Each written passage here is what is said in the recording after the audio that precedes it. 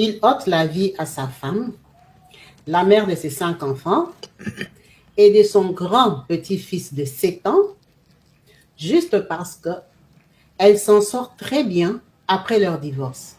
Il est rempli de jalousie de voir que leur séparation l'a rendu plus épanoui. Donc, il prend une décision radicale de venir à son domicile respectif, mettre le feu et ôter la vie de tout le monde. Bonjour mesdames et messieurs, bienvenue dans une nouvelle émission. Aujourd'hui, on va parler de la jalousie humaine. La jalousie de voir quelqu'un marcher. La jalousie bien, c'est même pas dire. C'est que de voir quelqu'un réussir sans toi, sans ton aide. C'est partout, hein. C'est pas seulement dans cette vidéo que vous allez voir où l'homme qui a vu sa femme, qui se sont divorcés plus de 2 ans, réussit sa vie, continuer sa vie, réussir dans des domaines financiers, amoureux, tout ça là. Elle a dit pourquoi elle a réussi et pas moi. Et c'est pas à côté de moi. Quand on s'est séparés, c'est à ce moment elle a commencé par réussir. Ça arrive souvent à certains hommes là. Dès que lui et la go se séparent là, tu vois la go devient claire, avec jolie forme, tout ça là. Et tu regrettes tout ça là. Mais ça n'a jamais poussé certains hommes à aller tuer ou bien à aller faire du mal à leur ex. Voilà l'histoire d'un homme, par jalousie ou je sais même pas quoi, a décidé de faire du mal à son ex-femme qui se sont divorcés légalement. Ils sont divorcés plus de 2 ans. Et la go continue par briller, à changer de peau, tout ça là, tout commence par sortir. Côté financier, elle s'en sort, elle fait un petit business, tout ça là. Je vous laisse regarder la vidéo jusqu'à la fin. Merci de partager cette vidéo pour sensibiliser beaucoup de personnes. Pour apprendre à beaucoup de personnes que quand une relation est finie là, que chacun regarde son chemin. Que chacun garde son chemin. Que chacun là regarde ce qui le concerne. Ton ex là, c'est ton ex. Ton ex, c'est ton ex. Elle est derrière toi, il est derrière toi. S'il mange ou s'il mange pas, c'est ton ex. Parce que à force de regarder son ex tout le temps, à force de toujours regarder son ex là, on regarde la vidéo jusqu'à la fin. Comme vous avez pu bien voir dans les titres, nous allons parler de cette histoire assez bizarre et curieuse qui nous interpelle toutes parce que à un moment, on ne sait pas comment on doit se comporter. Nous allons parler de ce couple, de ce monsieur Ambisiwe, que je vais vous mettre en photo, que vous voyez là. Ce monsieur est un Ougandais. Vous pouvez bien voir que ce monsieur a la tête d'une personne qui ne s'en sort pas trop dans la vie. Hein? Vous pouvez voir qu'il n'a pas d'argent. Ce monsieur a été condamné. Il a été condamné pourquoi? Ce monsieur, il vit dans une ville en Ouganda. Lui et sa femme, que je vais vous mettre ici en photo, Ravina, Madame Ravina que vous voyez en photo là, c'est sa femme qui avait 43 ans. Cette dame-là a vécu jusqu'à l'âge de 43 ans. Pourquoi? Ils se sont rencontrés très très jeunes. Donc, Ambisiwe ici aimait beaucoup Ravina. Quand ils étaient jeunes, ça c'est d'après les dires des personnes qui sont restées. Il aimait beaucoup Ravina. Lui, vraiment, il se battait pour sa famille. Il était très ambitieux. Il voulait la belle vie. Il voulait qu'il soit un couple que quand on les regarde, on voit vraiment que non, eux vraiment c'est bon. Et ça va. Donc, il a beaucoup chéri Ravina toute sa vie. Et lui donnait tout ce qu'il pouvait. Donc, Ambisiwe n'avait pas un travail fixe. C'était ce qu'on appelle un homme d'affaires. Un homme qui se débrouille dans la vie. Il a commencé petit. Ils ont fait les enfants. Jusqu'à 5 enfants. Ils ont élevé les enfants. Quand on vous dit qu'il a un petit enfant de 43 ans, donc Ravina, quand elle a perdu la vie, elle avait 43 ans. Et elle avait un petit-fils de 7 ans. Ça veut dire qu'elle avait accouché à quel âge? Très jeune. Sûrement qu'il a pris Ravina à 16 ans, à 17 ans, des choses comme ça, pour qu'elle accouche et que son enfant ait le temps d'accoucher un petit-fils. Ils se sont connus vraiment jeunes, donc c'est l'amour de l'enfance. Tout pour toi. C'est comme ça que ce monsieur Ambisiwe se bat dans la vie. À un moment, il réussit la vie. il ouvre une boutique. Quand il ouvre sa boutique marche. Du coup, lui, il veut l'agrandir, il se bat comme il peut, il intéresse sa femme. Donc, cette boutique-là, en réalité, elle avait commencé une table, grande table, boutique. Maintenant, quand il vendait dehors, sur la grande table, il vendait eux deux. Donc, la femme venait lui donner des coups de main. Du coup, quand il ouvre la boutique, il dit à sa femme de continuer à venir lui donner des coups de main. Donc, la femme va souvent à la boutique. Vous connaissez, nous, les femmes. La plupart des femmes, pas toutes les femmes. Quand tu entres dans les business, et que avant, quand vous étiez dans la rue, les bénéfices étaient 400 € par mois. Maintenant, dans la boutique, les bénéfices deviennent 700. Ravina commence à dire, moi aussi, je travaille. Dans les 700 là, elle bouffe 300. Mais elle les bouffait comment? Elle n'attendait pas la fin du mois. Donc, si Ravi n'a pas à vendre, si elle sait que la journée, on a vendu 1000 €, elle vend ça, elle bouffe, c'est pour elle. Elle fait ses petits besoins. Mais maintenant, comme lui, il aimait beaucoup, il s'est fâché. Il parlait, mais il ne pouvait pas gérer la boutique et aller faire les courses. Vous comprenez bien que c'est un petit commerçant qui vient de commencer. Il y a des moments où il faut aller chercher des trucs moins chers, il faut se battre, il faut traverser, aller en ville, porter des marchandises, ramener. Il faut bien que la boutique tourne. Il n'allait pas embaucher quelqu'un, Ravina connaît vendre. Donc Ravina a été importante dans son business. Ils ont évolué comme ça, les enfants ont grandi. 2 sont partis de la maison. Ils sont restés à 3. Parmi les 3 là, les plus âgés avaient 17 ans. Ça veut dire que quand papa et maman sont à la boutique, les plus âgés gardent les enfants. Garde la maison, tient les enfants, c'était un garçon. Donc il continue comme ça, il continue jusqu'en 2019. Il commence à vraiment se plaindre que toi, avec toi, la boutique n'évolue pas. Tu bouffes tout l'argent, tu fais n'importe quoi et tout ça. Ça commence à faire des tensions. Ils sont allés voir des vieux du village, donc des vieux, des responsables, des vieux du quartier, les vieux qui les connaissent, comment ils ont commencé. Il va se plaindre. Ambissi, il va dire que ma femme Ravina ici, je l'aime beaucoup, mais elle n'est pas sage. Ravina bouffe l'argent n'importe comment. Donc, ils ont eu à voir ce vieux-là 4 ou 5 fois pendant l'année 2019. Les vieux les a conseillés comme ils pouvaient. En tout cas, il a calmé les jeux. Il y avait des moments où Ravina arrêtait un peu ses conneries. Elle redevenait normale. Le business évolue. Après, elle bouffe encore l'argent. Il y a eu 2020. Vous-même, vous savez que le confinement, là, c'était compliqué. Donc, qu'est-ce qui s'est passé pour lui en 2020? En Ouganda, là-bas, on ne sait pas si les autorités avaient exagéré, mais c'était comme ville morte. Lui, il avait la marchandise. Ça veut dire qu'il pouvait vendre ce qu'il avait, mais il ne pouvait pas se ravitailler. Alors, ils ont commencé à vendre. En vendant, là, ils ont mangé l'argent. Le business est tombé. Déjà, ce n'était pas un gros business. Quand ils ont bouffé l'argent, 2020, toute l'année 2020, c'était dur. Quand l'année de confinement est terminée, il n'y avait pas de sponsoring de business par le gouvernement, c'est chacun pour sa gueule. Donc lui, il n'était plus à même de payer le loyer de la boutique avec la marchandise qu'il avait parce qu'il n'avait pas vraiment de capital. À la base, quand il vendait, Ravina avait mangé l'argent. L'argent que lui gagnait devait payer les frais scolaires, les activités de la maison. Donc c'était un commerçant qui n'avait pas d'économie. Sa boutique aussi, ce n'était pas une grande surface. Sa boutique, c'était les petites boutiques du coin. C'est comme ça qu'il est très fâché. En 2020, vraiment, il commence à raconter partout qu'il a une très mauvaise femme, il fait tout pour elle, et maintenant, elle est ingrate, elle est inconsciente, elle ne se rend pas compte des efforts que lui fait. Il a commencé à critiquer sa femme, se plaindre partout. Oh, Amina s'est levé, elle a dit, mais toi, il ne faut pas jouer avec moi comme ça. Hein. Moi, j'ai passé ma vie ici avec toi. Moi, comme je suis là, dans ma vie même, je ne travaille pas. Parce que toi, tu m'empêches. Tu me prends, je ne sais pas, comme ton travailleur ou quoi. Tu vas faire ta boutique là-bas. Moi, je dois venir essayer d'aider. Toi, tu crois que moi, comme je suis là, je ne sais pas calculer. Toi, tu crois que moi, si j'ouvre une boutique, elle va tomber. Il ne faut pas tout coller sur moi. Toi aussi, tu es irresponsable. Moi, déjà, si je prends l'argent dans la boutique, c'est parce que tu ne me donnes rien. Je me sers parce que c'est mon temps et tu es mon mari. C'est pour ça que je bouffe l'argent. Ravina a fait la bouche. Quand Ravina a fait la bouche, ça s'est très mal passé. Il a tapé Ravina. Quand tu tapes Ravina, Ravina s'est fâché très, très fort. Elle a vraiment débordé en langage. Il a dit, Ravina, tout ça là, tu dis ça à qui? Moi qui prends soin de toi comme ça. Tu as vu combien de femmes dans ces quartiers, les hommes s'en occupent comme ça. Toi, sans moi, tu n'es rien. Et Ravina a dit, rectification, monsieur. Nous sommes en 2021. Moi aussi, j'ai les portables.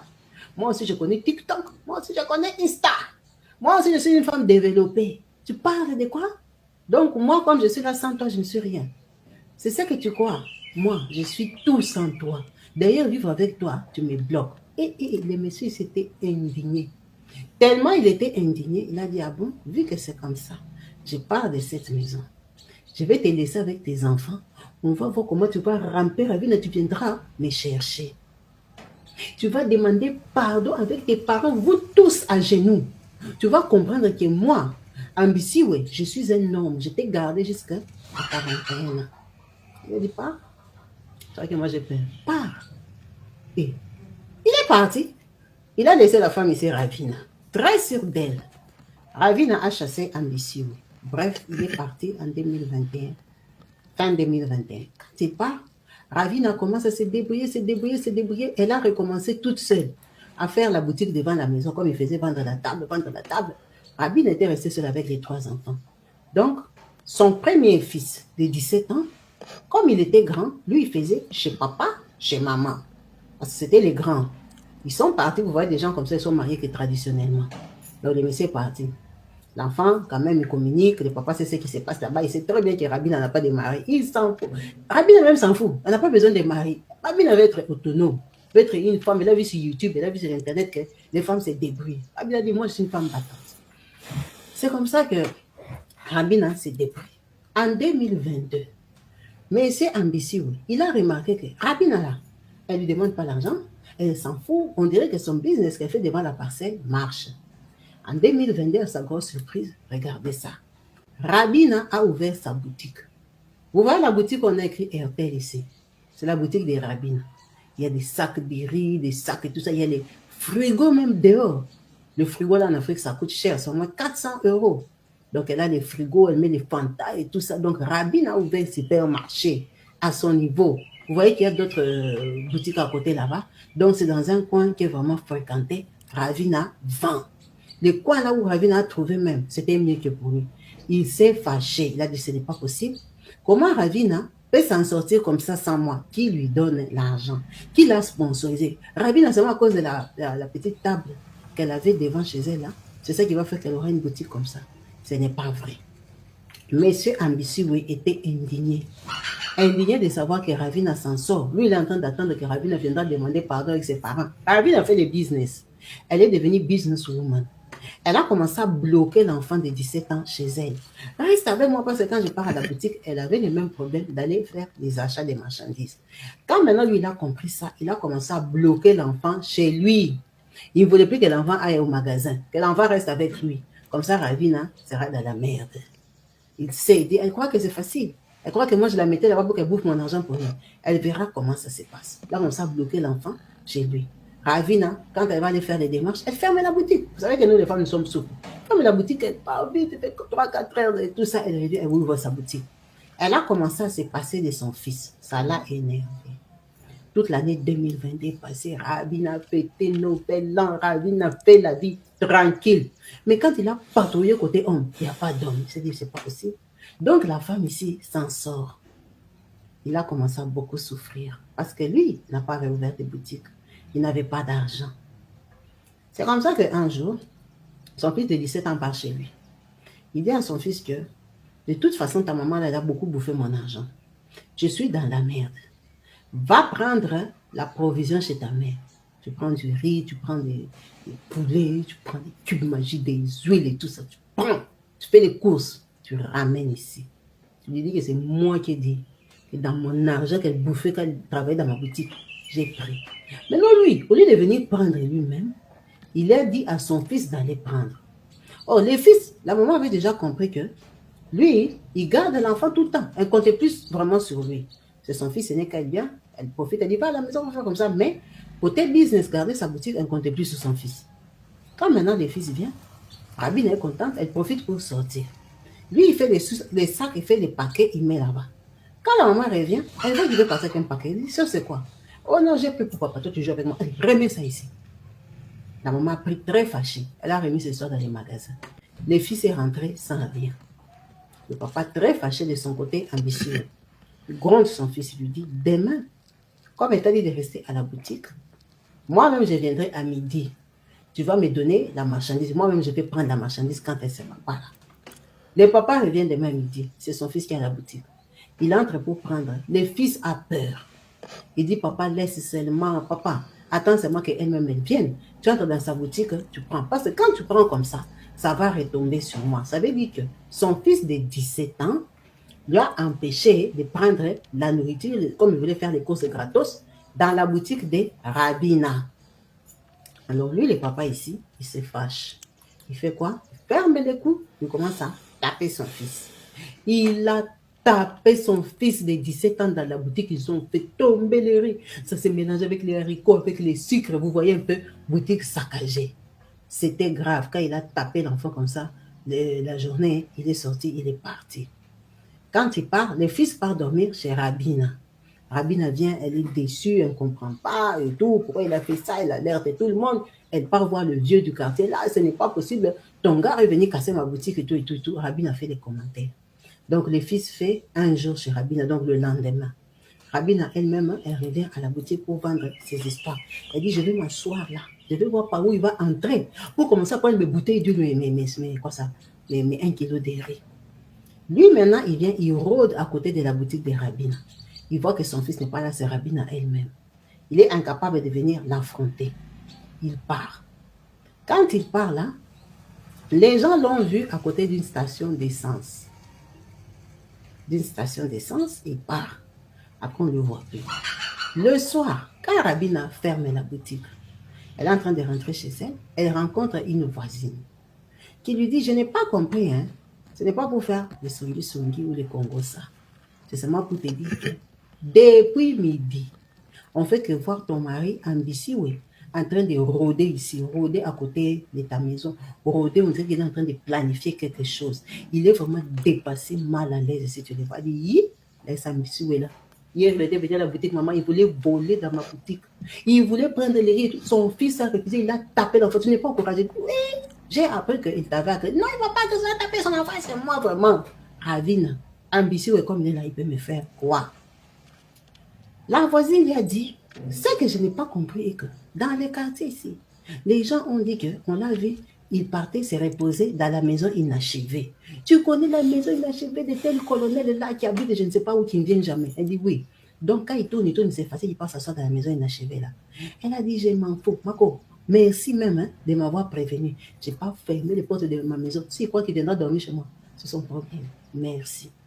Ravina est rentrée chez elle le soir. Quand elle arrive dans sa maison, elle est bien codée. Son fils, on l'avait tapé hier. Donc, il est gonflé, il a mal partout. Il est à la maison avec les deux petits. Non, avec les deux petits. Il n'y avait pas de petits-fils. Donc, elle a ses 3 derniers enfants dans la maison. Ravina prépare, il mangeait les soirées, la prière, et Ravina part dormir. Vous voyez des quartiers comme ça. Là où Ravina a déjà même la boutique, c'est trop petit. C'est comme ça qu'à 22h, c'est la nuit. 22h que vous circulez là, c'est la nuit, là où ils habitaient. Donc, en pleine nuit de 22h, lui, en Bissi, il vient. Il vient à quoi ça? À la porte des ravines, la maison ici. Il renverse les carburants qu'il avait achetés la journée. Il renverse, il peut entrer par les portes. Il met le feu. Il met le feu parce qu'il est très, très fâché. Maintenant, quand il met le feu, le problème, c'est quoi? Et qu'il avait bloqué la porte des ravines par l'extérieur et bloqué la porte du voisin pour que les voisins ne sortent pas venir l'aider. Parce que vous voyez, les voisins aussi, parfois, ils se mettent des choses qui ne les concernent pas. Donc, il a bloqué la porte du voisin et bloqué la porte des ravines. Donc, Ravine a compris qu'il y avait le feu là, commence à vouloir ouvrir la porte est bloquée de dehors. Il n'y a pas moyen de sortir. Ravine a péri dans ce feu-là avec ses 3 enfants. Avec ses 3 enfants. Donc, quand tout le monde a vu les feux, tout le monde a compris, tout le monde est venu, on a essayé d'éteindre les feux, mais c'était trop tard. On a dit qu'on avait vu son mari. Effectivement, le mari n'a pas fui, il est rentré dormir chez lui. La police est venue à chercher son mari, ils l'ont trouvé, ils l'ont interpellé, on lui a dit qu'on sait que c'est toi. Il a dit que moi quoi? Que toi tu as mis les feux chez Rabina. Il a dit comment vous savez? On dit parce que les gens du quartier t'ont vu fuir. Il était très surpris, il a avoué. Il a reconnu que celui qui avait mis. Du coup, Quand il est parti à la cour, la photo que je vous mets là, il était très calme, très touché, très déçu de ce qui lui arrivait. Il a bien parlé. C'était un long procès. Vous comprenez bien que ce monsieur Ambissou ici, il a ôté la vie à 4 personnes. Son épouse de 43 ans, Rabina, et ses 3 autres enfants, son fils de 17 ans et les autres, on n'a pas précisé l'âge. Donc, quand ils arrivent, les juges et lui se connectent en fait. Les juges ont pitié de lui parce qu'il est dans tous ses états. Il pleure, il est triste, il ne comprend pas ce qui lui arrive. Quand il arrive là-bas, il pleure vraiment, il reconnaît. Il demande pardon. Il est très ému. Les avocats sont fâchés. Oh non, il a mis des paix, tout ça, tout ça. Il faut qu'on les condamne. Les juges ici que vous voyez, l'a condamné à... la cour avait demandé qu'on les condamne à 40 ans de prison pour chaque personne. Donc, 40 ans fois 4, ça faisait 160 ans de prison. Ça veut dire que quelqu'un va mourir. Parce que si Rabin avait 43 ans, lui-même, il a déjà moins de 45 ans. Ça veut dire qu'il partait pour toute sa vie. Qu'est-ce qui se passe quand on présente ça aux juges? Les juges partent après réflexion. Quand les juges viennent annoncer la sentence, c'est comme ça que le juge a décidé de le condamner qu'à 40 ans de prison. Le juge ne lui a pas donné plus. Et le juge a compté les 1 an et demi de prison qu'il avait déjà fait avant ce grand jugement. Parce qu'on l'avait arrêté, on l'a mis en prison, mais sans être jugé. Donc, quand la sentence est tombée, il n'a pris que 40 ans. 40 ans moins 1 an et demi. Et en sachant que quand il y a bonne conduite, les années sont réduites. Donc, si Rabin avait 43 ans, soit ils ont le même âge, soit il a 2 ans de plus qu'elle. Parce qu'ils se sont mariés très, très jeunes. Donc, ce monsieur, pour la population, il a été jugé comme impuni. Impuni comme si le juge a pris son côté. Personne n'a compris. On a hué les juges ici que je vous montre. Dans la vidéo, on crie sur les juges, mais on ne peut pas dire corrompu parce que lui-même, ambitieux, n'a pas d'argent. Il va corrompre ce grand juge ici comment? Les juges lui-même, il a eu pitié des larmes des ambitieux. Il a dit que les femmes exagèrent, les femmes ne sont pas reconnaissantes. C'est quelqu'un qu'on entend son parcours et son dévouement pour sa femme. On peut sentir qu'il a beaucoup aimé, donc on ne va pas condamner, briser sa vie. Eux, ils sont déjà partis. Mais ils sont déjà partis, il y a 3 enfants dedans. 3 enfants dedans qui ont perdu la vie. Bon, ce sont ces enfants, mais ce sont des êtres humains. Donc ça a été très mal jugé d'après la population. Mais qu'est-ce qu'on peut faire? Quand les juges a tapé, c'est lui le chef. C'est lui le chef, il n'y a pas moyen de dire non. Donc il est parti comme ça. Il n'a plus de famille, il n'a que ses 2 enfants qui étaient déjà partis de la maison. C'est lui qui a un enfant de 7 ans et l'autre. Cette histoire est très choquante parce que la colère de ces messieurs, en réalité, c'est parce que sa femme a réussi sans lui. C'est un monsieur qui avait défié sa femme. Pourquoi c'est confirmé? Parce que les témoins qui sont venus parler au tribunal, il y avait le vieux du quartier qui les conseille tous les jours, qui a reconnu qu'ils ne s'entendaient plus depuis 2019, qui a reconnu que c'est vrai qu'ambitieux, il s'est plaigné, que la femme bouffait tout l'argent. Ça, c'est un fait. Mais qui a aussi reconnu que cette femme-là était venue le voir après pour lui dire qu'il parle à ton petit, qu'il arrête de me déranger. Il m'a laissé avec les enfants. Je me bats, c'est pour mes enfants, qu'il me laisse tranquille. Donc, le monsieur-là, il a été très, très important dans les jugements. Malgré toutes les déclarations qu'il a faites, les juges ne lui ont donné que 40 ans. Il lui a donné que 40 ans en sachant qu'il peut taper que 20 et sortir. Donc, s'il fait 20 ans, il va quand même sortir à 60 ans. À 60 ans, tu vis. À 60 ans, tu peux même te marier et faire des enfants. Donc, il a tué 4 personnes pour rien. Il n'a rien pris, en fait. Il n'a rien pris. C'est dangereux de savoir que ces genres de réactions, ça se passe beaucoup dans les pays développés. Parce qu'il y a l'argent. Il y a l'argent, il y a le pouvoir, il y a les biens.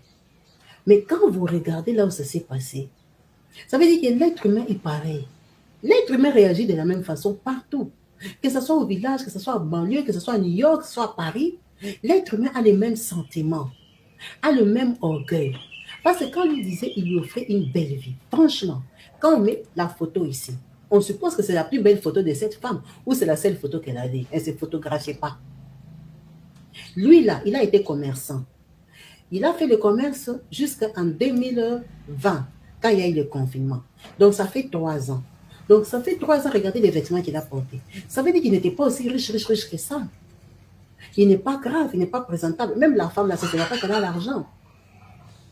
Mais maintenant, des gens comme ça, aussi modestes, peuvent avoir ce genre de sentiments. Ce genre de sentiments que le papa ici allait mettre le feu à cette maison. Cette maison, c'est là où il a fait grandir ses enfants. Cette maison, c'est là qu'il y avait la femme qu'il aimait, les enfants que lui-même il a eu, qu'il a élevés jusqu'à l'âge à lequel lui il est parti. Il a mis le feu, il leur a ôté la vie par jalousie. Ça veut dire que les hommes, ils sont pareils partout. Les êtres humains, ils sont pareils partout. On voit ici en Europe que oh, les Blancs, ici, il a tué sa femme, il a fait comme si, pour l'assurance. Mais c'est la même chose. C'est la même chose, en fait. Les êtres humains, ils sont pareils. Ça, ce sont des pauvres. Quand je vous mets la boutique ici, vous pensez que dans cette boutique, on peut vendre 1000 euros par jour? Dans cette boutique, on peut vendre assez d'argent pour acheter des légumes, un peu de semoule, manger avec les enfants. C'est tout. On a fait la photo. Il y a combien de clients devant la photo? Il n'y en a pas. Il n'y a même pas du monde. Il n'y a personne. Donc, c'est quelqu'un qui vendait combien par jour? Pour qu'on lui ôte la vie, et on ôte la vie à ses 3 enfants, qui avaient des avenirs, qui pouvaient aussi faire leur vie à leur façon.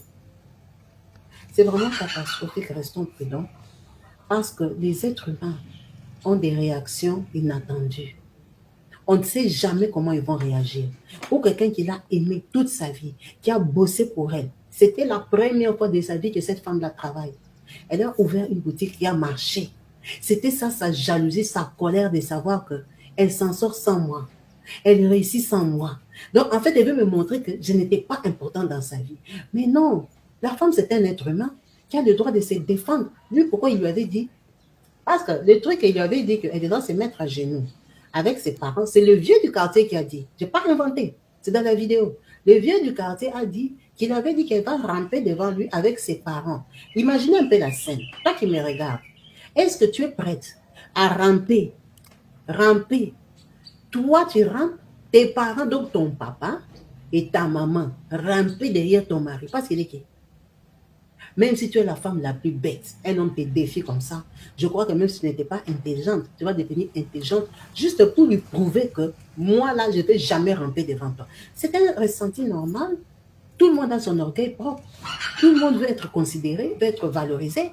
Tu ne peux pas dire à quelqu'un que toi et tes parents. Donc, tu m'insultes, non seulement moi, tu insultes et tu méprises mes parents. Parce que toi, tu as fait quoi? Je t'ai donné 5 enfants, elle lui a fait 5 enfants. Et un petit enfant, il ne considérait pas ça. À cause de l'argent d'une boutique, il a dit qu'ils vont ramper. Mais là, ça veut dire que la fille, elle était prête à tourner l'argent juste pour lui prouver que je ne vais jamais ramper devant toi. C'est ce que cette femme-là a fait. Mais pourquoi maintenant l'éliminer? Pourquoi? Parce que lui, il était qui? C'est vraiment dommage. Parce qu'on a parfois l'impression qu'en Afrique, les gens sont normaux. Au village, encore plus. Ce sont des gens qui ne sont pas matérialistes. Ils s'aiment, ils s'aiment. Il y a la nature. Ils mangent les bio, les légumes qu'ils ont plantés. Ils boivent de l'eau, c'est tout. Ils n'ont pas besoin de trucs compliqués. Mais non, ils ont des luttes, ils ont des concurrences, ils ont des sentiments. Pareil que nous qui sommes dans les grandes villes. C'est vraiment étonnant. Et c'est vraiment triste de savoir que cette jeune dame, cette dame ici, a laissé sa boutique, a péri avec ses enfants. Donc, personne ne va hériter de cette boutique. Peut-être les 2 premiers, à cause de cet homme, son mari, le monsieur de sa vie, avec qui elle a vécu jusqu'à l'âge de 43 ans, qui lui a ôté la vie. Si vous avez regardé la vidéo jusqu'à la fin, n'hésitez pas à donner vos avis dans les commentaires. C'est vraiment triste, mais donnez vos avis dans les commentaires, vos petites créations. Et merci de partager aussi cette vidéo massivement. Partagez-la massivement. Partagez ça dans des groupes. Partagez ça à vos amis. Partagez, c'est tout ce que je demande. Partagez. Parce que là, l'histoire là, Goumé Des, c'est ça on parle. C'est ça on a parlé. J'espère que vous avez regardé bien la vidéo jusqu'à la fin. Vous n'avez raté aucune ligne, aucune seconde. On se retrouve à la prochaine vidéo.